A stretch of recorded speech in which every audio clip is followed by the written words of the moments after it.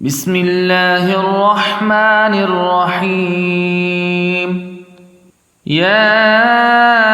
أيها المزمل قم الليل إلا قليلا نصفه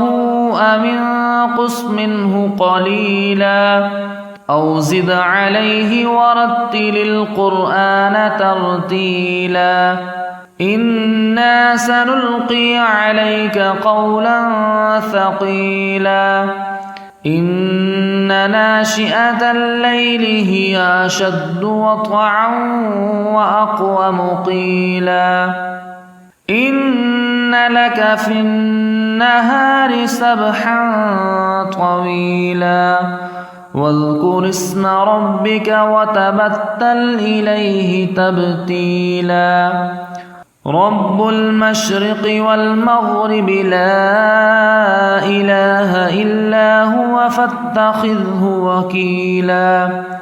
واصبر على ما يقولون واهجرهم هجرا جميلا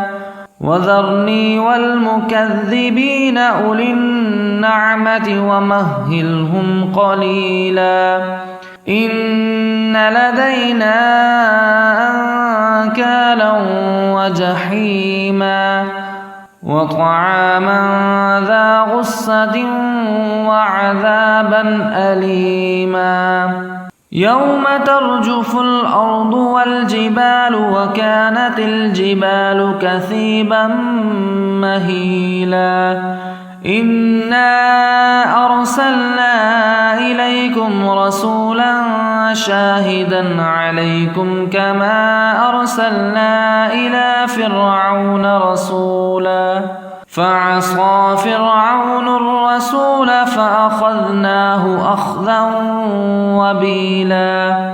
فكيف تتقون إن كفرتم يوما يجعل البلدان شيبا السماء منفطر به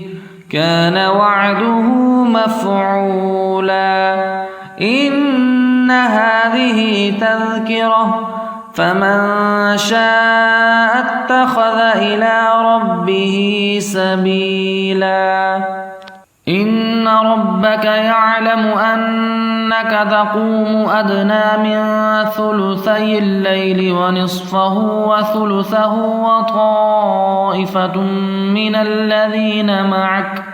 والله يقدر الليل والنهار علم أن لن تحصوه فتاب عليكم فاقرؤوا ما تيسر من القرآن علم أن سيكون منكم مرضى وآخرون يضربون في الأرض يبتغون من فضل الله وآخرون يقاتلون في سبيل الله فاقرؤوا ما تيسر منه وأقيموا الصلاة وآتوا الزكاة وأقرضوا الله قرضا حسنا وما تقدموا لأنفسكم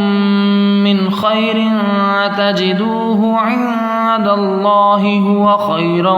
وأعظم أجرا واستغفروا الله إن الله غفور رحيم.